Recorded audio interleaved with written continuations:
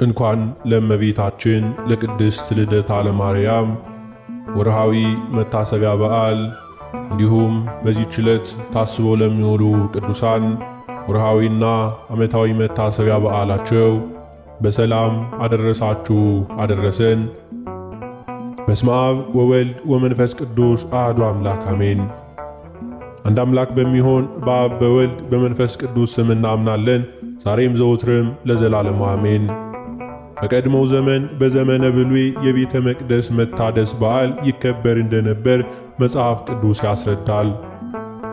ይህ በዓል እስከ ጌታችን ዘመንም ይከበር ነበር። በአዲስ ኪዳን እውነተኛ የእግዚአብሔር ማደሪያ ቤተ መቅደስ ለሆነችው እመቤታችን በስሟ በዓል ሊደረግላት ይገባል፣ የጻድቅ መታሰቢያ ለዘላለም ይኖራል እንዳለ ቅዱስ ዳዊት። በታምረ ማርያም ላይ በዝርዝር እንደተጠቀሰው እመቤታችን ቅድስት ድንግል ማርያም 33 በዓላት አሏት። ከነዚህም በዓላት ሁሉ አስበልጣ የምትወደው በዓል ግን ልደቷን እንደሆነ በአፄ ዘርዓ ያዕቆብ ዘመነ መንግሥት ከአረበኛ ወደ ግዕዝ በተተረጎመው እመቤታችን በተለያዩ ሀገራት ያደረገቻቸውን ገቢረ ተአምራት በኢትዮጵያ ከተፈጸመው ጋር አካቶ የያዘው ታምረ ማርያም በዝርዝር ያስረዳናል። በመጽሐፍ ቅዱስ ያልተካተቱና ምሉዕነት የሌላቸው ታሪኮች በዋልድ መጽሐፍ እንደሚሟሉ ራሱ መጽሐፍ ቅዱስ ያስረዳል። ለምሳሌ ስለ ቅዱስ ዳዊት የሚናገረው መጽሐፍ ዜና መዋዕል የንጉሡም የዳዊት የፊተኛውና የኋለኛው ነገር በነቢዩ በናታን ታሪክ እንዲሁም በባለ ራእዩ በጋድ ታሪክ ላይ ተጽፏልና። የእመቤታችን ወላጆች በአብዛኛው አብያተ ክርስቲያናት ዘንድ ሐናና ኢያቄም በሚለው ስም የሚጠሩ ሲሆን ሐና በቤተልሔም ተወልዳ እንዳደገች ታሪክ ያስረዳል።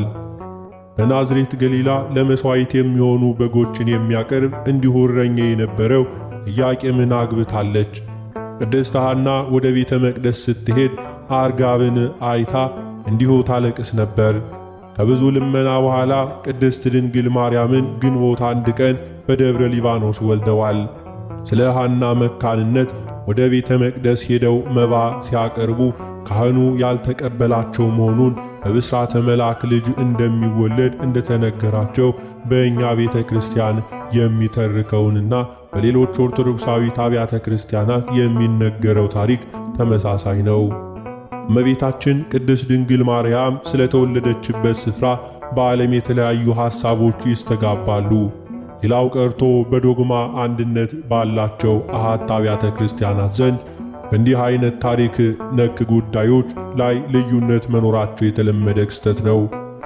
የሮማን ካቶሊክ ቤተ ክርስቲያን ሁለት ሐሳቦች የሚያነሱ ሲሆን አንደኛው ድንግል ማርያም ብስራተ መልአክን በሰማችበት ናዝሬት ተወልዳለች የሚል ነው። ሁለተኛው ደግሞ ከሦስተኛው ክፍለ ዘመን ወዲህ የማርያም መግቢያ ተብሎ በሚታወቀው ከኢየሩሳሌም ከቅድስት ሐና ክሩሲድ ቤተ ክርስቲያን በታች ነው የተወለደችው የሚልም ነው። የግብፅ ስንክሳር የእመቤታችን የትውልድ ስፍራ በናዝሬት ነው ይላል። የኢትዮጵያ ስንክሳር ግን እንደዚሁ በቀደምትነታቸው ተጠብቀው የቆዩ ከመሆናቸው አንጻር ተአማኒነታቸው የጎላ መሆኑን ያሳያል።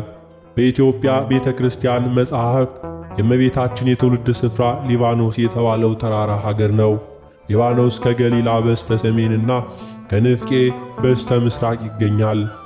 ሙሽራዬ ሆይ ከሊባኖስ ከእኔ ጋር ነይ የሚለው ቃለ ትንቢት ምስጢር እንዲሁ የእመቤታችን መካነ ልደት በሊባኖስ ተራራ ስለመሆኑ የሚያጠይቅ እንደሆነ ምስክርነታቸው የታመነ የቤተ ክርስቲያን ሊቃውንት ያስረዳሉና እንደተወለደችበት ስፍራ የእመቤታችን የልደት ቀን እንዲሁ አወዛጋቢ ነው።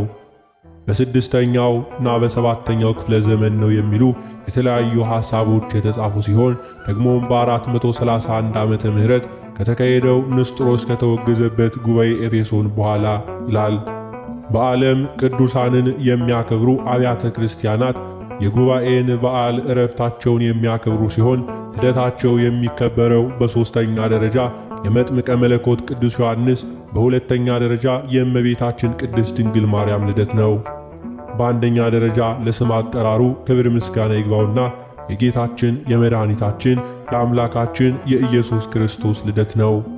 የእመቤታችን ልደት በምዕራባውያን አብያተ ክርስቲያናት ዘንድ ኬክ በመጋገር የእመቤታችን ትንሽ ሐውልት በማቆም 10 ሻማዎችን በማብራት ያከብራሉና።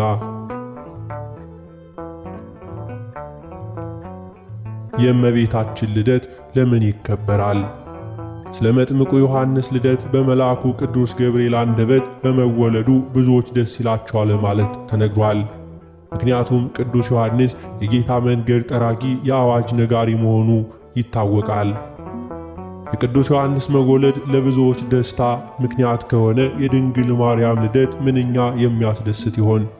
ስለሆነም ከጌታ ቀን ቀጥሎ የምንደሰትበት ትልቁ ቀን የእርሷ ልደት ቀን ነው። የቀርጤሱ ቅዱስ እንድርያስ ስለከበረ ልደቷ እንዲህ ብሏል። ይህ በዓል ለብሉይና ለሐዲስ መካከለኛ ሆነ። ምሳሌዎቹ በእውነት አሮጌው በአዲስ ቃል ኪዳን ተተኩ። ፍጥረት ሁሉ በደስታ ይዘምራል፣ የዚህን ቀን ደስታ ይካፈላል። ይህ መቅደሱን የሠራበት ዕለት ነው። ይህ ዕለት ትልቅ ሕንፃ የታነጸበትና ፍጡር የፈጣሪ ማደሪያ ለመሆን የተዘጋጀበት ዕለት ነው ብሏል። እመቤታችን ለፀሐይ መምጣት የተዘጋጀች ሰማይ በቅድመ አያቶቿ በነ ቴክታና ጰጥሪቃ ሕልም እንደታየችው በሌሊት የምታበራ ጨረቃ የብሉይ ኪዳን ማብቂያ የአዲስ ኪዳን መጀመሪያ ናትና ልደቷ ለሰው ልጅ ሁሉ ደስታ ነው። ነቢያት በብዙ ኅብረት አምሳል የተናገሩላት መሠረቶቿ የተቀደሱ ተራሮች ናቸው። ከእሴይ ሥር በትር ትወጣለች፣ አበባም ከግንዱ ይወጣል፣ ሙሽራዬ ሆይ ከሊባኖስ ነይ ብለው ተናገሩላት።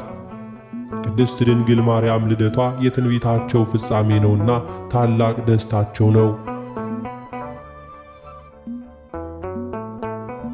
በዓለም ላይ የብዙ ታዋቂ ሰዎች ልደት ከሞቱም በኋላ ጭምር በታላቅ ድምቀት ይከበራል።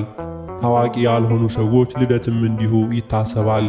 ለሰው ልጅ መዳን ምክንያት የሆነች የአምላክ እናት የተወለደችበት ቀን ምንኛ ሊከበር ይገባዋል። በቤተ ክርስቲያናችን ትውፊት መሠረት ሐናና ኢያቄም ከአይሁድ ለማምለጥ ተሰደው በአድባረ ሊባኖስ ሥር እመቤታችንን ወለዱ። በወቅቱ ከቤቱ የሸሹ ለሽሽትም ነበርና ስንቅ ስለያዙ ምግባቸው ንፍሮና ጥራጥሬ ነበር። ይህንንም ትውፊት በመያዝ በዓሉ ከቤት ውጭ ንፍሮ እየተበላ ይከበራል። ሆኖም በበጎ ነገሮች ሰበብ ክፉ ዓላማውን ማስፈጸም የሚፈልገው ዲያብሎስ በማር መሃል መርዝ ከሚጨምርባቸው መንፈሳዊ በዓላት አንዱ የግንቦት ልደታ የእመቤታችን ቅድስት ድንግል ማርያም የልደቷ በዓል ነው። አንዳንዶች በድፍረት ለአድባር እንዲሁ ለውጋው ነው፣ ቆሌውን ለመለመን ነው እያሉ ንፍሮ የሚበትኑ፣ ቡና የሚረጩ፣ እንዲሁም ቅቤ የሚቀቡ፣ የከብት ደም የሚያፈሱ እነዚህ በእርግጥ ጣዖት አምላኪዎች ናቸው። እርሷ የሰው ሁሉ ወገን ድህነት የሆነባት ናት።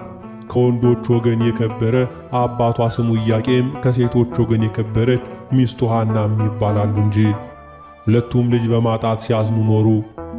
በዚያ ወራት የመካኖች መባ ካህናት አይቀበሉም ነበር።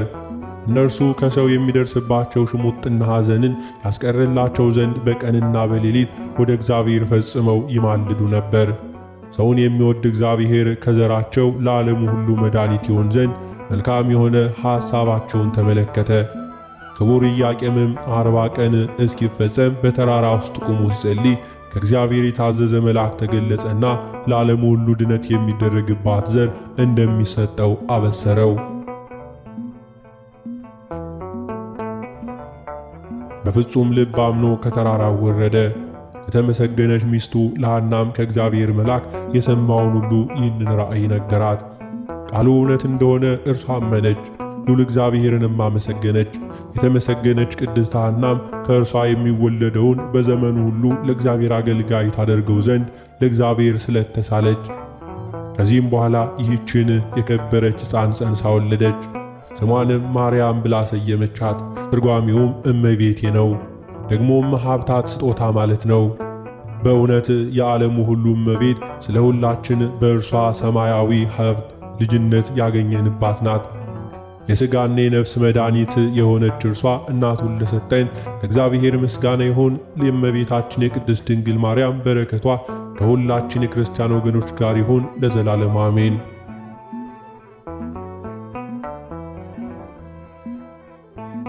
የተከበራችሁ የልዑል እግዚአብሔር ቤተሰቦች ከዚህ በመቀጠል በሐምሌ 1 ቀን የሚነበበውን ስንክሳር እናሰማለን።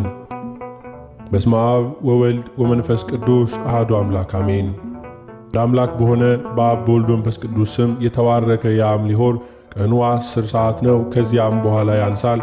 ሐምሌ 1 ቀን ሰውነቷን ለእግዚአብሔር የሰጠች ቅድስት ድንግልና መስተጋድል ኤፍሮንያ ሰማዕት ሆነች። እርሷም በደናግል ገዳም ቁጥራቸው 50 ለሆኑ ለደናግሉ እመምኔት እህት ነበረች።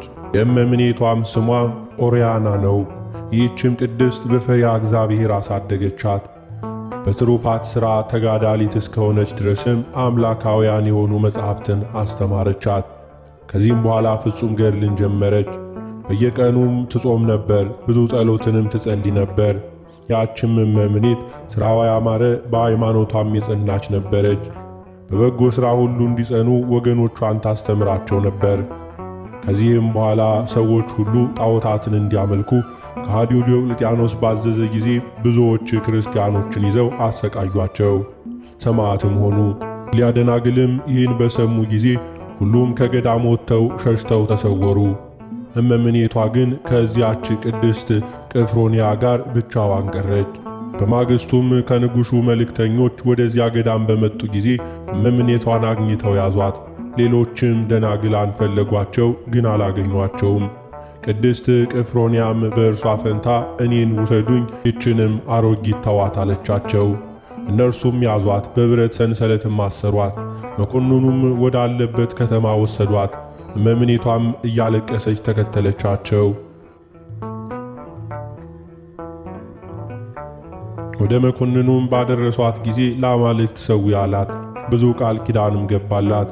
እርሷ ግን ቃል ኪዳኖቹን አቃለለች፣ ትእዛዙንም አልተቀበለችም። እንዲደበድቧትም አዘዘና በበትሮች ደበደቧት።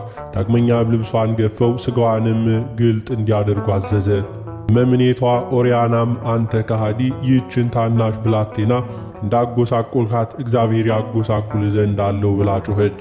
መኮንኑም እጅግ ተቆጥቶ ይህችን ቅድስት ኤፍሮንያን አስረው በመንኮራኩር ውስጥ እንዲያሰቃዩአት በብረት መጋዝም እንዲሰነጥቋት አዘዘ። ሁሉንም አደረጉ። ይህንም ሁሉ ፈጸሙባት። እርሷ እርዳታን ሽታ ወደ እግዚአብሔር ጮኸች። ወዲያውኑ ከሕመሟ ሁሉ ድና ምንም ጉዳት እንዳልደረሰባት ሆነች። ከዚህም በኋላ ደግሞ ምላሷንና ሕዋሳቷን ሁሉ ቆረጡ፣ ጥርሶቿንም ሰበሩ። ክብር ይግባውና መድኃኒታችን ኢየሱስ ክርስቶስም ያለ ሕማም አስነሳት። መኮንኑም እርሷን ማሰቃየት በሰለቸ ጊዜ ራሷን በሰይፍ እንዲቆርጡ አዘዘና ቆረጧት። በመንግሥተ ሰማያትም የሰማዕትነትን አክሊል ተቀዳጀች። አንድ ባለጸጋ ምዕመን ሰው መጥቶ የቅድስት ኤፍሮንያን ሥጋ ወሰደ። በአማሩ የሐር ልብሶችን ገንዞ በሳጥን ውስጥ አኖራት። ከሥጋዋም ብዙ ድንቅ ታምር ተገለጠ። ለእግዚአብሔር ምስጋና ይሁን፣ እኛንም በዚች ቅድስት ጸሎት ይማረን፣ በረከቷም ከእኛ ጋር ይኑር ለዘላለሙ አሜን። ዳግመኛም በዚች ቀን የሮሜ ሊቀ ጳጳሳት የክልዮና የበርቶሎሜዎስ የጻድቁ መነኮስ የገብረ መድኅን የረፍታቸው መታሰቢያ ነው። በረከታቸው ከእኛ ጋር ትኑር ለዘላለሙ አሜን። በዚችም ቀን ቅዱሳን መስተጋድላን ብዮክና ብንያሚን አረፉ።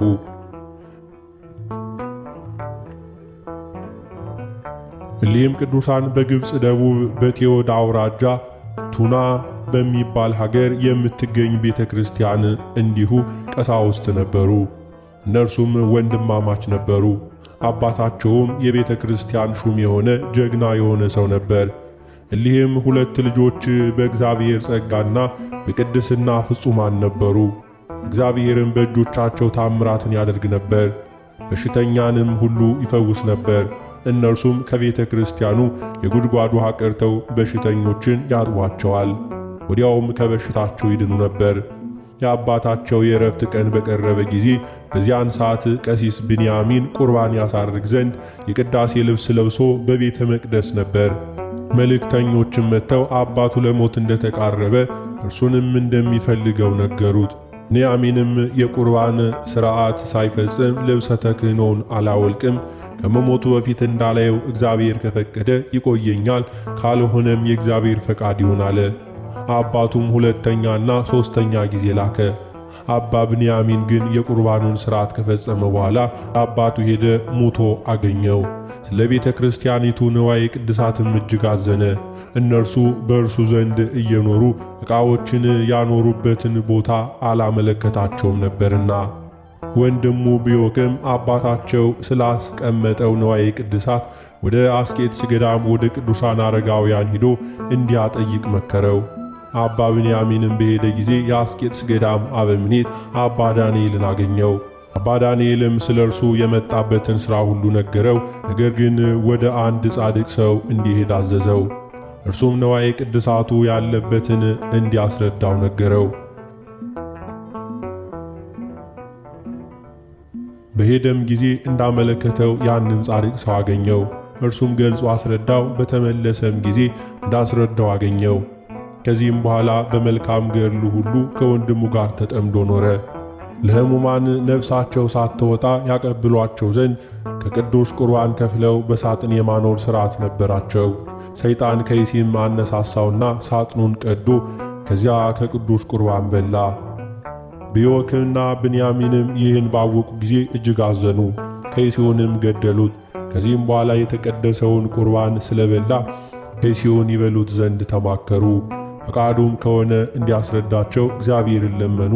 የእግዚአብሔር መልአክም ተገለጸላቸውና ያን ከይሲ ይበሉት ዘንድ አዘዛቸው። እነርሱም በሉት። ከበሉትም በኋላ አረፉ። እግዚአብሔርም ሥራቸውንና ገድላቸውን ለአንዲት ድንግል ሴት ገለጸ። እርሷም የሊህን ቅዱሳን ገድል ለሕዝቡ ተናገረች። እነርሱም ያማረች ቤተ ክርስቲያን ሰርተው ሥጋውን በውስጡ አኖሩ። ከሥጋቸውም ብዙ ድንቆችና ታምራት ተገለጡ። ለእግዚአብሔር ምስጋና ይሁን። እኛንም በቅዱሳን ጸሎት ይማረን፣ በረከቱም ከእኛ ጋር ትኑር ለዘላለሙ አሜን። በዚህችም ቀን የሊቀ ጳጳሳቱ የአግናጢዮስ የዕረፍቱ መታሰቢያ ነው። በረከቱ ከእኛ ጋር ትኑር ለዘላለሙ አሜን። ዳግመኛም በዚህች ዕለት ሐዋርያው ቅዱስ ቶማስ በመሸታ ቤት ባረዷት ሴት ላይ ታምራትን አደረገ። ሥራ የሚሠራ አንድ ጎልማሳ ነበር። ከሐዋርያው ቶማስ እጅ የተባረከ እንጀራ ከሕዝቡ ጋር ተቀበለ። ወደ አፉም ሊጨምረው በወደደ ጊዜ እጆቹ ደረቁ። ያዩት ሰዎች ግን በዚህ ሰው ላይ የሆነውን ለሐዋርያት ነገሩ።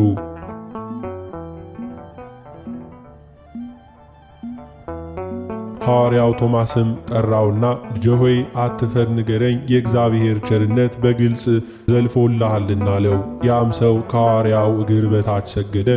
መልካም ሥራ የሠራ መስሎት ክፉ ሥራ ሰርቻለሁ፣ አንዲት የጠጅ አበዛ ሴት ነበረች፣ አስቀድሞ ወደ እርሷ እኔ ገባ ነበር፣ አንተም በንጽሕና እንድኖር እንዲሁ አስተማርከን። ያችም ሴት ከእርሷ ጋር እተኛ ዘንድ ነዘነዘችኝ፣ ስለዚህ ሰይፍ አንስቼ አረድኳት። ሐዋርያውም እንዴት እንዲህ ያለ ቁጣና የአውሬ ሥራ ሠራህ አለው። ከዚህ በኋላም ውሃ ያመጡ ዘንድ ሐዋርያው አዘዘና በውሃው ላይ ጸለየ። ጎልማሳውም በእግዚአብሔር ታምነ እጆችን ታጠባለው፣ ሲታጠብም ዳነ። ከዚህም በኋላ የዚያች ሴት በርን ወደ አለበት ናምራኝ አለው። ያም ጎልማሳ መርቶ ወደ ቦታው አደረሰው። በደረሰም ጊዜ አይቷት እጅግ አዘነ። ከውጭም አውጥተው በአልጋ ላይ ያኖሯት ዘንድ አዘዘ። እንዳዘዛቸውም አደረጉ። እጁንም በላይዋ ጭኖ ጸለየ። ጸሎቱንም በፈጸመ ጊዜ ጎልማሳውን ሂድ፣ እጇን ይዘ እኔ ቀድሞ ወጄ ገደልኩሽ፣ አሁን ግን በሃይማኖት በእኔ እጅ ክርስቶስ ያስነሳሽ በላት አለው። እርሱም እንዳዘዘው አደረገ። እጇንም ይዞ ሳባት፣ ፈጥናም ተነሳች። ሐዋርያውንም አየችው። አልጋዋንም ትታ ከሐዋርያው ቶማስ እግር በታች ሰገደች። የልብሱንም ጫፍ ይዛ በአንተ ዘንድ አደራ ያስጠበቀኝ ባልንጀራህ ወዴት አለ አለችው። ሐዋርያትም ወዴት ደርሰሽ ነበር ንገሪኝ አላት። እርሷም አንተ ከእኔ ጋር እያለህ እንዴት ንገሪኝ ትላለህ አለችው። ያየሽውን ንገሪኝ አላት። ከሥጋዬ በተለየው ጊዜ አንድ ልብሱ የቆሸሸ ሽታውም የከረፋ ጠቋራ ተቀበለኝ። የእሳት ጉድጓድና የእሳት መንኮራኩር ወዳለበት ቦታ ወሰደኝ። ደግሞም እድፍና ትልም የተመላ ጉድጓድን አየው።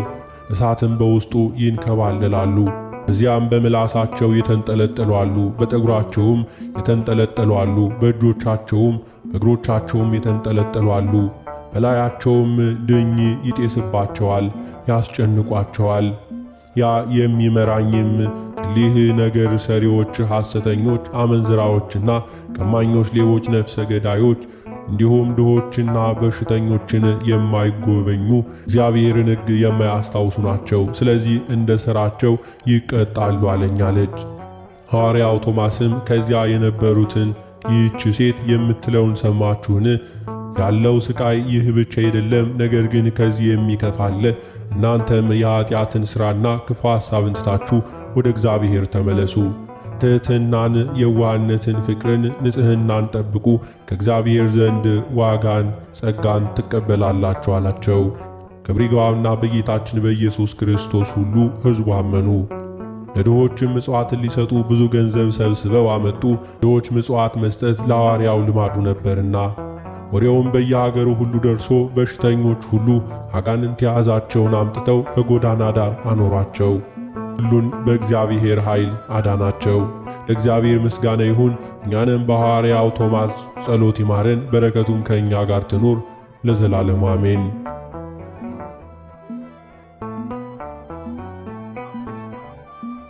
የተከበራችሁ የልዑል እግዚአብሔር ቤተሰቦች፣ ከዚህ በመቀጠል በእመቤታችን በቅድስት ልደታ ማርያም በዓል ዕለት የሐምሌ 1 ቀን የቅዳሴውን ምስባክና በቅዳሴ ጊዜ የሚነበበውን ምንባብ እናሰማለን። መዝሙር 19 ቁጥር 12 ስህተትን ማን ያስተውላል? ከተሰወረ ኃጢአት አንጻኝ፣ የድፍረት ኃጢአት እንዳይገዛኝ ባሪያህን ጠብቅ።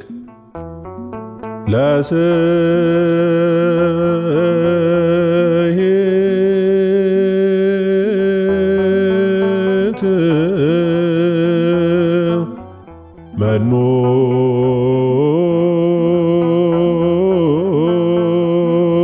ሌብዋ እምህቡአ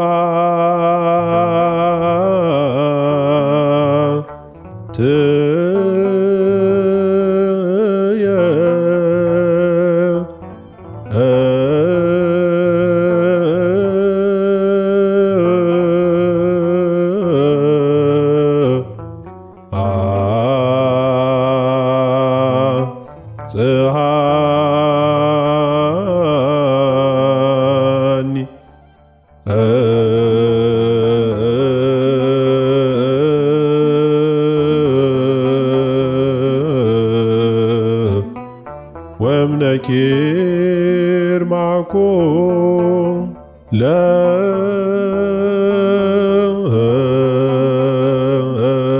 ለገብር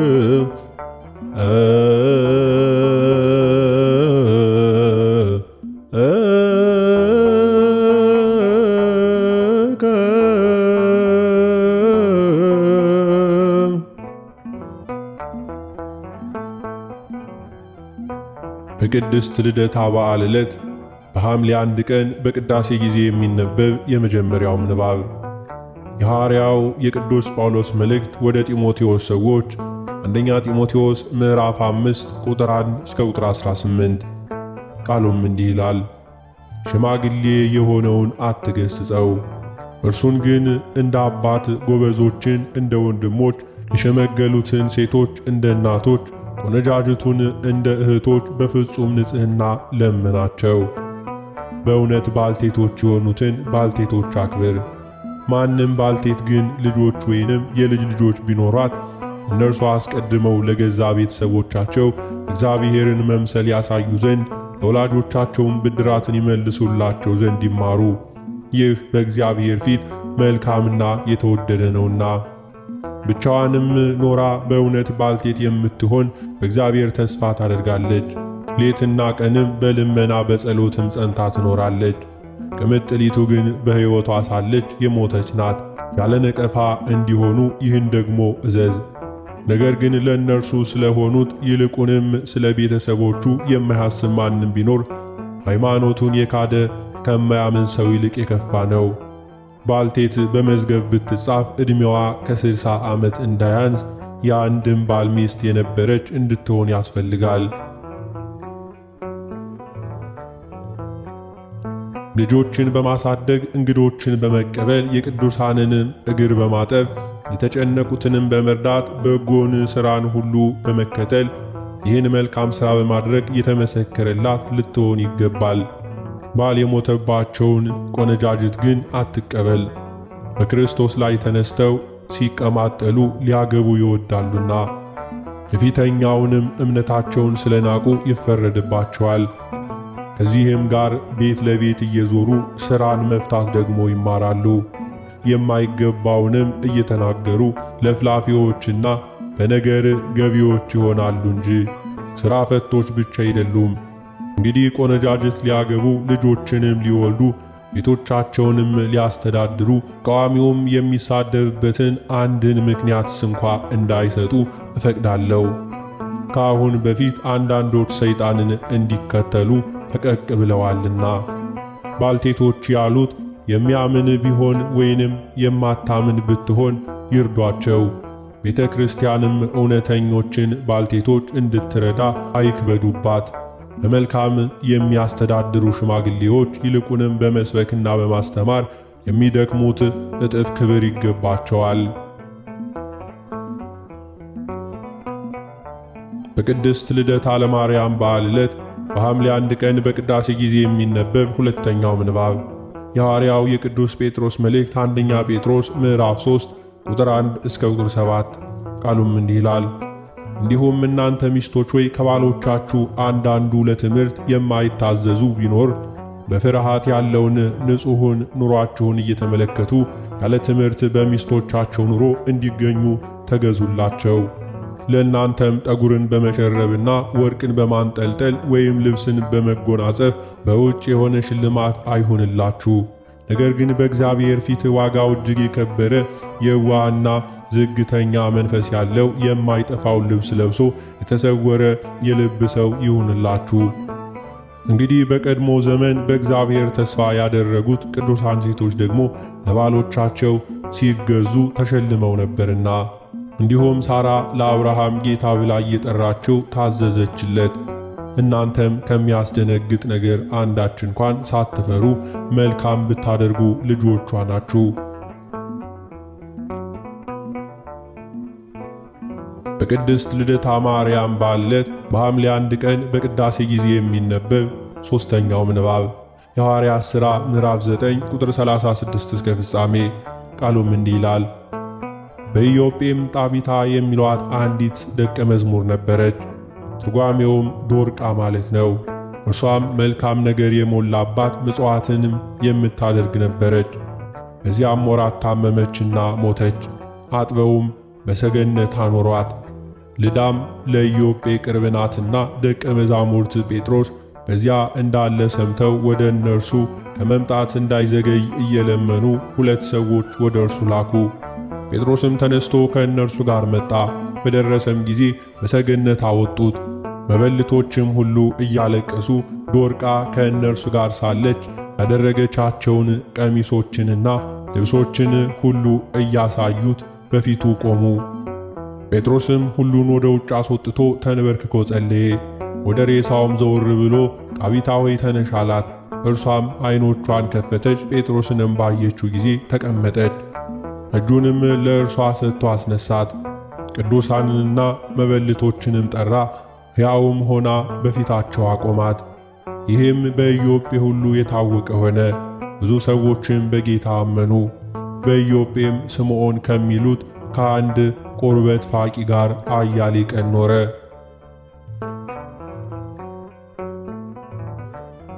በቅድስት በዓታ ለማርያም በዓል ዕለት በቅዳሴ ጊዜ የሚነበብ የወንጌል ምንባብ የዮሐንስ ወንጌል ምዕራፍ 20 ቁጥር 19 እስከ ፍጻሜ። ቃሉም እንዲህ ይላል። ያም ቀን እርሱ ከሳምንቱ ፊተኛው በመሸ ጊዜ ደቀ መዛሙርቱ ተሰብስበው በነበሩበት አይሁድን ስለፈሩ ደጆቹ ተዘግተው ሳሉ ኢየሱስ መጣ። በመካከላቸውም ቆሞ ሰላም ለእናንተ ይሁን አላቸው። ይህንም ብሎ እጆቹን ጎኑንም አሳያቸው። ደቀ መዛሙርቱም ጌታን ባዩ ጊዜ ደስ አላቸው። ኢየሱስም ዳግመኛ ሰላም ለእናንተ ይሁን፣ አብ እንደላከኝ እኔ ደግሞ እልካችኋለሁ አላቸው። ይህንም ብሎ እፍ አለባቸውና መንፈስ ቅዱስን ተቀበሉ። ኃጢአታቸውን ይቅር ያላችኋቸው ሁሉ ይቀርላቸዋል፣ የያዛችሁባቸው ተይዞባቸዋል አላቸው። ነገር ግን ከ12ቱ አንዱ ዲዲሞስ የሚሉት ቶማስ ኢየሱስ በመጣ ጊዜ ከእነርሱ ጋር አልነበረም። ሌሎቹም ደቀ መዛሙርቱ ጌታን አይተነዋል አሉ። እርሱ ግን የችንካሩን ምልክት በእጆቹ ካየው፣ ጣቴንም በችንካሩ ምልክት ካስገባው፣ እጄንም በጎኑ ካላስገባው አላምንም አላቸው። ከ8 ቀን በኋላም ደቀ መዛሙርቱ ደግመው በውስጥ ነበሩ። ቶማስም ከእነርሱ ጋር ነበረ። ደጆች ተዘግተው ሳሉ ኢየሱስ መጣ፣ በመካከላቸውም ቆሞ ሰላም ለእናንተ ይሁን አላቸው። ከዚያም በኋላ ቶማስን ጣትህን ወደዚህ አምጣና እጆቼን እይ፣ እጅህንም አምጣና በጎን ያግባው፣ ያመንህ እንጂ ያላመንህ አትሁን አለው። ቶማስም ጌታዬ አምላኬም ብሎ መለሰለት። ኢየሱስም ስላየኸኝ አምነሃል፣ ሳያዩ የሚያምኑ ብፁዓን ናቸው አለው። ኢየሱስም በዚህ መጽሐፍ ያልተጻፈ ሌላ ብዙ ምልክት በደቀ መዛሙርቱ ፊት አደረገ። ነገር ግን ኢየሱስ እርሱ ክርስቶስ የእግዚአብሔር ልጅ እንደሆነ ታምኑ ዘንድ አምናችሁም በስሙ ሕይወት ይሆንላችሁ ዘንድ ይህ ተጽፏል። ስለ ቃሉ የጌታችን የአምላካችን የመድኃኒታችን የኢየሱስ ክርስቶስ ስሙ የከበረና የተመሰገነ ይሁንልን። አነሳስቶ ላስጀመረን አስጀምሮ ላስፈጸመን ለጌታችን ለአምላካችን ለመድኃኒታችን ለኢየሱስ ክርስቶስ ክብርና ምስጋና ይገባል፣ ዛሬም ዘውትርም ለዘላለሙ።